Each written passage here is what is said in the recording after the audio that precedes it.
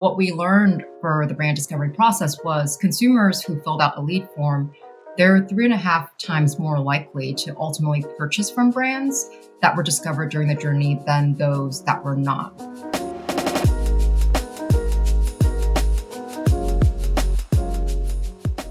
Today I speak with Lesley Chou. She's a research lead at Google. We talk about some really interesting findings her team has come up with on how consumers are researching and buying products and services. And in my weekly chat with Marty Beckerman, we talk about the silver economy, how much it would cost to buy the 12 Days of Christmas song items, and loneliness at work.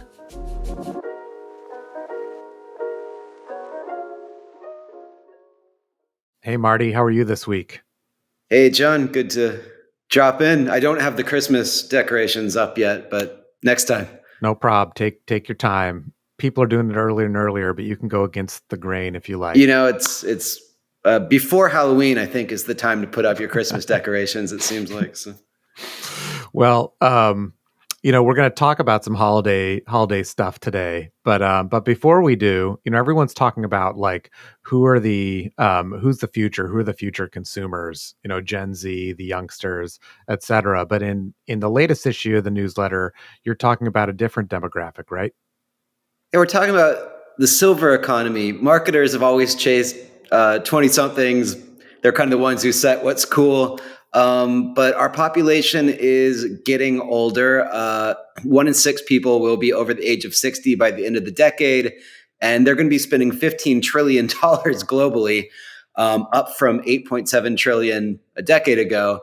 So marketers are actually starting to look at chasing older consumers because that's where a lot of the money is.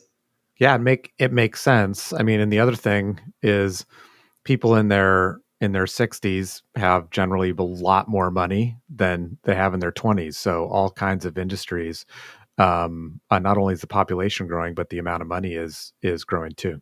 Right. And they shop online a lot. Seniors are tech savvy now. They know how to order things. Senior citizens are Gen X. Gen X technically, can belong to the AARP now. So I think some of the stereotypes of whether seniors know how to use the internet maybe are from 20 years ago and are no longer relevant. I don't think we can call Gen X the slacker generation anymore, huh? No. The slacker generation always seems to be whoever wants to, you want to punch down on. Right. Whoever's younger than you is the slacker. Right. Yeah, exactly. Take that, Time magazine. Okay. All right. So I'm interested to see what you have to say about that in the newsletter. Also, a really interesting finding is you took a look at, or PNC Bank anyway, took a look at the 12 Days of Christmas, that song, 5 golden rings, et cetera, and how much those items would actually cost if you tried to buy them at the store. What'd they find? Sure. This was pitched by actually our new writer, Jason Roeder, who used to be editor-in-chief of The Onion. Oh, nice. He had the idea to calculate how much would the 12 Days of Christmas actually cost. Turns out PNC Bank had already been crunching these numbers, and they do it every single year. They update with inflation, how much is it? So great minds think alike. But what PNC found is this year, to get all of the lines in the 12 Days of Christmas, it would be $46,729.86, up 2.7% from last year. The 2 turtle doves are a whopping 25% of that amount due to their increased rarity. But the so 10 lords, like an endangered species, apparently. Okay. Yeah, you might need some permits for that. But the 10 lords a leaping are the biggest expense at $14,000 because entertainment gifts are more expensive than physical goods. To hire people to do things is always going to be you got to pay for services. All right. Well, I'm excited to read the breakdown, and then the last story covering is loneliness. And it turns out that most Gen Z employees say they feel lonely at work. Yeah, there's been a couple of studies that have asked this question, and it seems to be somewhere between half and even up to 80% of younger employees feel lonely in their jobs. Some of them saying they're lonely all the time. Hmm. So we wanted to tie this in a little bit of a lighthearted way to our segment, Hollywood Business School, looking at how the Grinch stole Christmas and how the Grinch is up on a mountain by himself. And when you're isolated, you're not feeling part of a community. You're probably not going to be your best self. So we tied it to Christmas in encouraging managers to send out reminders of companies' mental health policies, to have more going on in the office around the holidays. A lot of people tend to feel the winter blues around this time of year. And also just encouraging people at their office holiday parties to maybe reach out to the wallflowers, people who might be a little bit less comfortable socializing, and just make sure everybody feels included in the festivities and eggnog. So your heart might even grow a few sizes by reaching out to them. All right, Marty, on that note, thanks a lot. And we'll tune in this week to read the newsletter. All right. Thanks, John.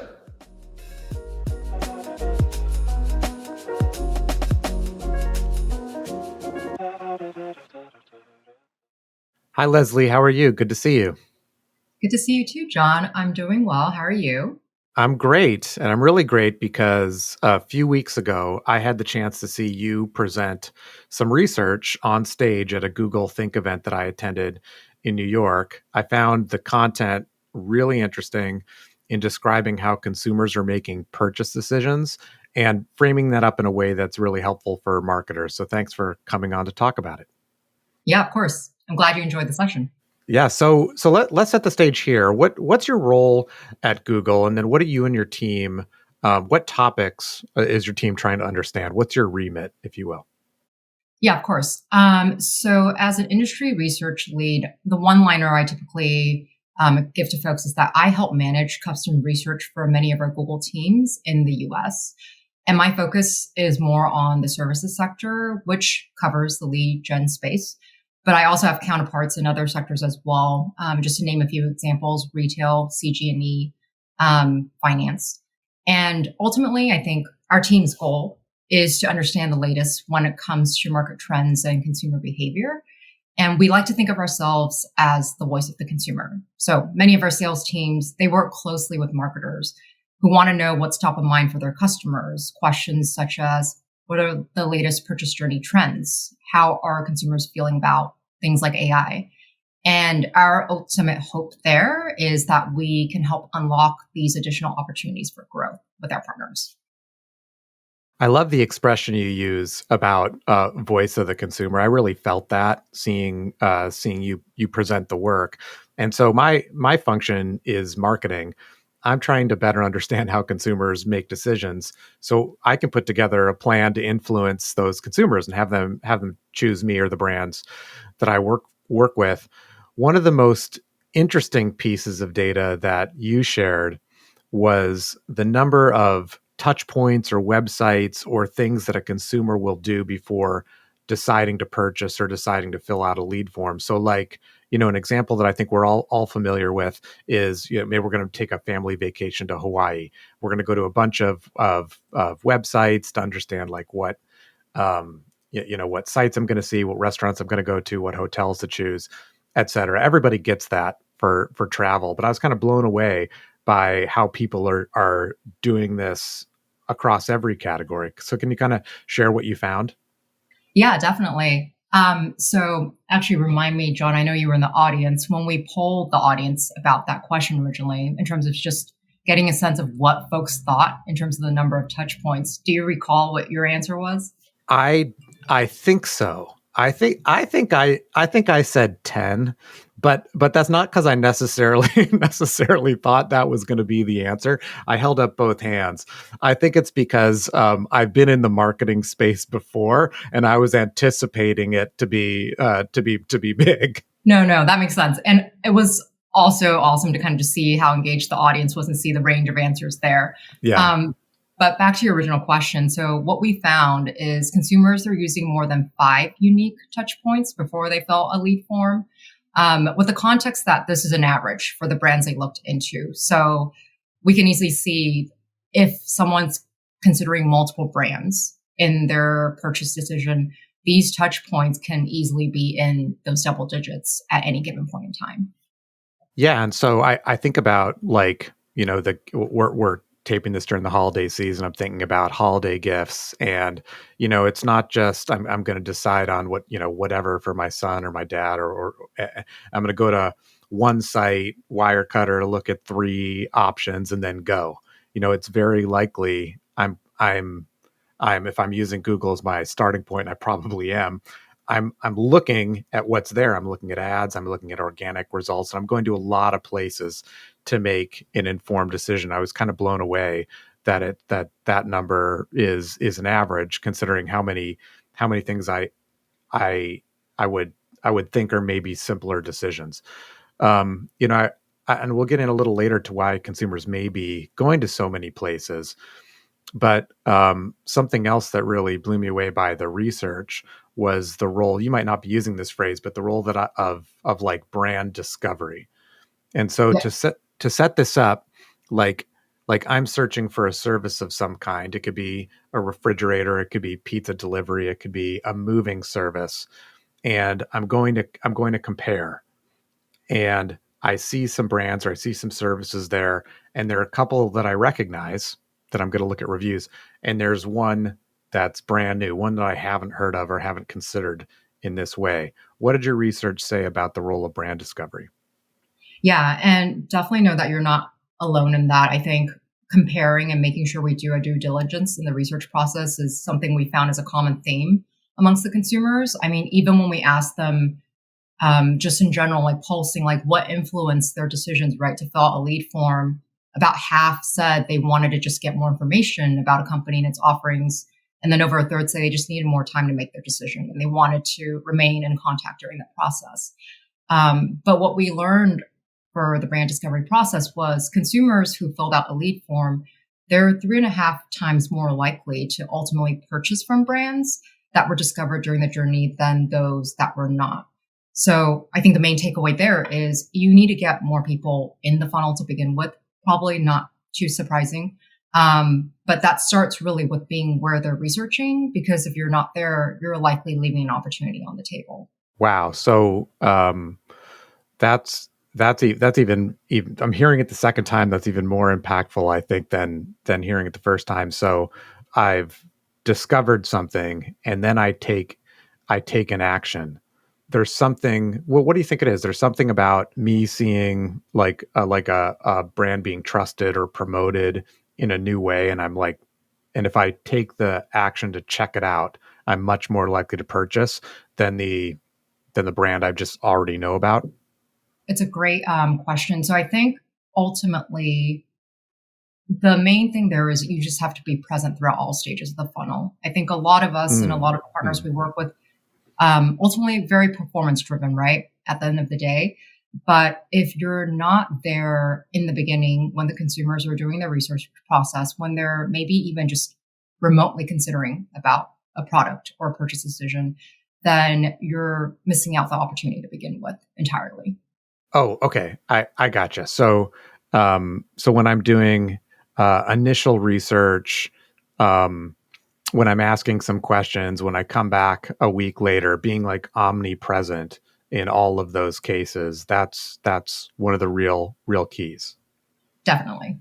Okay. All right. All right. Got it. But one of the things, like to juxtapose those things. So someone goes to five and a half websites or touch points.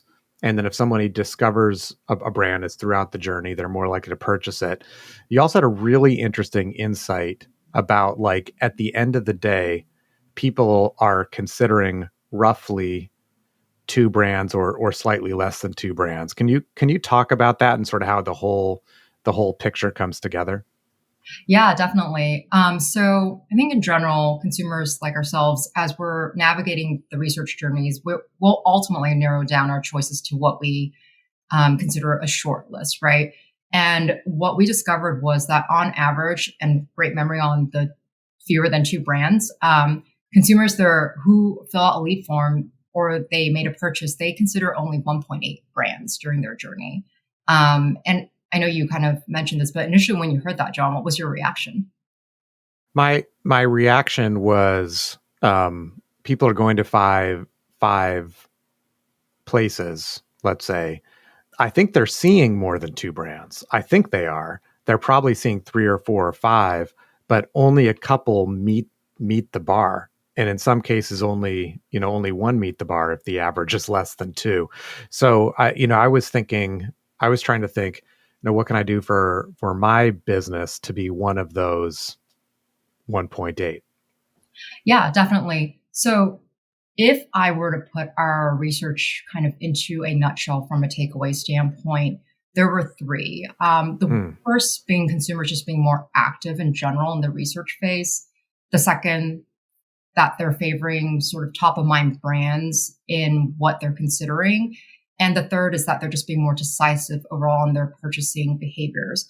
So, sort of connecting the dots earlier about the five unique touch points, then going down to sort of the consideration phase where they might be only comparing between 1.8, so less than two brands.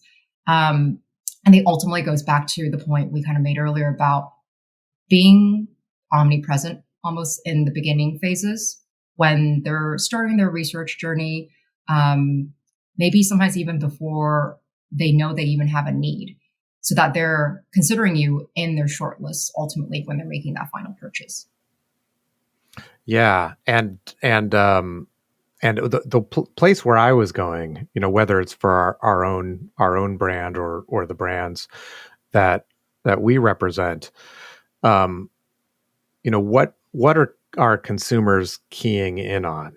Like most brands we work with will say they have a competitive price or a good deal in market, and they'll also think or believe that they have the highest quality or unique features, or they're innovative in some way. But we all know as marketers, consumers aren't going to give us the space to read all 10 messages we have, all 10 differentiators. We kind of got to choose and lean in. I think about the intersection of price and quality as being value. Do you have any data or leanings or inclinations about how consumers are thinking about price versus quality, particularly in uncertain economic times? Yeah, and that's a great question. So I would say the overall, I think, takeaway and theme that we've seen, not only from this year's research, but also in prior research, is that consumers usually they say they haven't made a purchase because they haven't found the best value at, kind of to your point earlier, John. And reputation and trust, they're often drivers in that process. But that's this, I think, question about like how they're thinking about price versus quality versus service. That's something that we're actually thinking of diving a bit deeper into next year because we're definitely going to be doing a refresh of this research. Yeah, um, I think that's really really interesting. I love that you're going to research that. I think when I say no to a purchase, or when somebody, maybe we don't get business or whatever, then we're getting that kind of answer, or I'm giving that answer. It's not as simple as like, it wasn't cheaper. There are vibes, and those vibes come from my perception of quality and my perception of price, what I've read about reputation, um, branding, et cetera. So that's cool.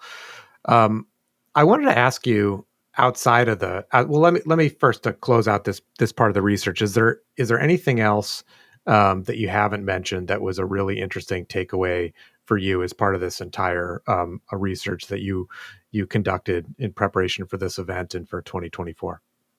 Yeah. So I think ultimately what I found, and I think, I mean, we hypothesized this initially when we were starting the research, was we very much live in an environment now where we've conditioned the consumers to sort of get what they want when they want it, and customize, right, to their expectations. And what we really wanted to understand was, aside, touch points aside, and in their kind of journey, like what are they looking for? And I think ultimately knowing that there's always an opportunity to engage. So back to that, I think um, point about making it into the consideration set, the brand discovery, the importance of brand discovery.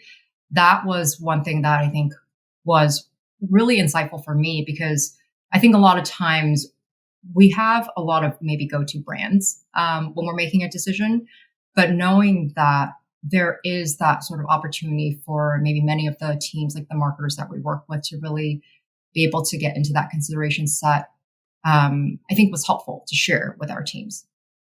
Yeah, I had the same reaction about, and I was thinking in my head of like challenger brands, like the data that you shared tells me that a challenger brand can get in the conversation through reaching consumers every step of the journey. And maybe you can't reach a million consumers, maybe you don't have the budget for that, but you can still be targeted, you can still get on folks' radar, and then when they reach out to you, it sounds like there's a real chance that they're going to buy your service. So that was really cool. I wanted to ask you about, away from the research, about your role. And I think a lot of us in marketing, in business, or as GMs, we're exposed to market research. We're asked to think critically about the findings of market research. And so I was hoping you could talk about your approach or your team's approach to understanding consumer behavior. Things like, how do you think about sampling? How do you think about number of respondents? How are you satisfied with the results? And then also, how do you convince others to be satisfied with the results, given that a layperson may look at a study with 500 or 1,000 people and they might come to the conclusion, well, that doesn't really tell me anything. Yeah, definitely. So I think a bit behind the scenes, when we're thinking about research and also executing on a study, there are some basics we'll go into. Um, First, I think it's a lot of times it's deciding between, do we want to go in with, let's say, a quantitative survey, right? Or do we want to do more in-depth interviews? Would that add a layer of, I think, just like a personal touch to our data? But with sample sizing, it's a great question. I think every researcher might give you like a slightly different answer in terms of what we feel is, I guess, representative of the total population. But I think that's like a basic, is that, do we feel like from a sizing standpoint, it's representing the target audience that we want to look into? But I think more so than sample size, a lot of times we value the quality of respondents, right? And that's where screening the respondents in the beginning is super important. And that's ultimately to ensure that, one, we're getting to the folks that we want to survey. And then we're also representing our clients' target audience. But even with that, I think that's just sort of the behind the scenes table stakes, if anything. Once we have like our sound methodology and everything in, the survey or the research has concluded, I think what's personally very exciting for me, and I think my fellow research leads feel the same way as well, is our role really then is to take that data and take it to the next level, right? A data point really in and of itself doesn't tell you much, but understanding how to frame it and telling the story behind it, and also ultimately what action folks can take from it, sort of the next steps. That's really, I think, the most exciting part about the research process.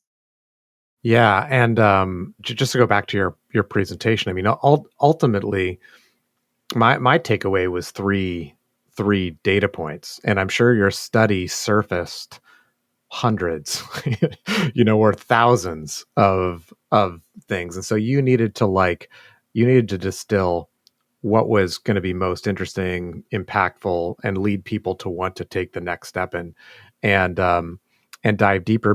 Maybe you can talk about, as a research professional, some of the attributes or skills you need to be successful at your job. I think a lot of folks who are interested in research would be curious to hear that, because 10 people might look at raw data and come to 10 different conclusions. So how do you form a point of view, make sure yourself it's the right one, and convince others to kind of get on board? Would love to hear your thoughts on that.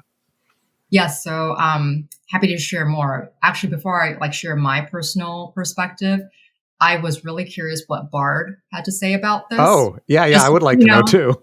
just to prompt and see what do you need to be successful as a research professional? And a few things came back, critical thinking, problem solving, communication, storytelling, project management, and then translating the research findings into actionable insights. So I have to say, some of the, highlights from Bard were pretty accurate. I think for me, generally speaking, and we touched on this a little bit earlier, is the story, right? And like being able to your point, 10 different researchers looking at the same thing might come away with different insights. But ultimately, and this is something that I actually learned from a former team when I first started my career, is think about your audience, right? And think about the end story you want to tell. So even if, let's say, I'm collaborating with multiple other team members and looking at research results, I think the first thing that I ground us in is what is our, I guess, ultimate action here we want our audience to take? What would be most helpful to them? So that, I think, then takes a good first pass at what story we want to tell. And then I think it's easier to, of course, like digging and sifting through the data, it's going to take some time.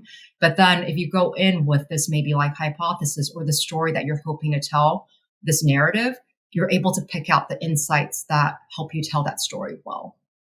Yeah, I really like what you said about storytelling and understanding the audience. I feel like that connection needs to be made for folks to feel like the data's for them, or they use it, or they're not being preached to about what data says. It's really insightful.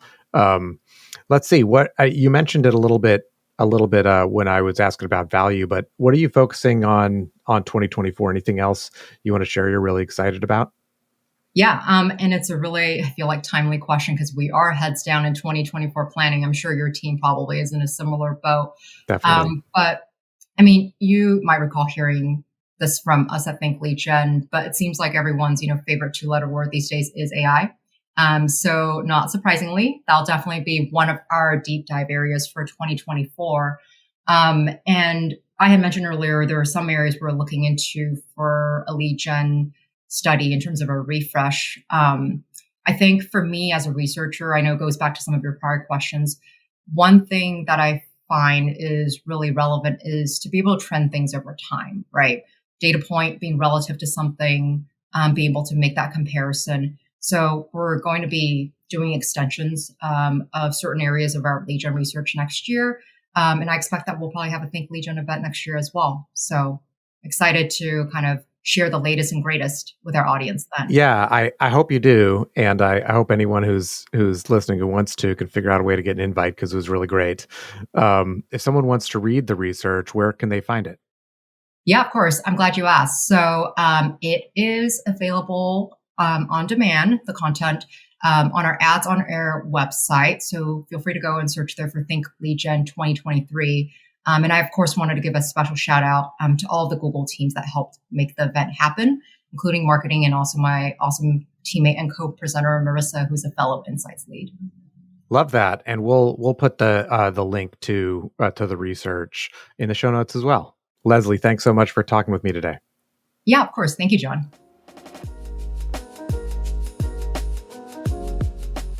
Did you know that more than 20 million professionals and business owners visit business.com and Business News Daily? Why? It's the best place for resources, advice, and information about how to grow your business. And if your goal is to reach our audience, you should become one of our lead partners, sponsor a section of the site, or sponsor even this podcast. Reach us at business.com/connect. That's business.com/connect.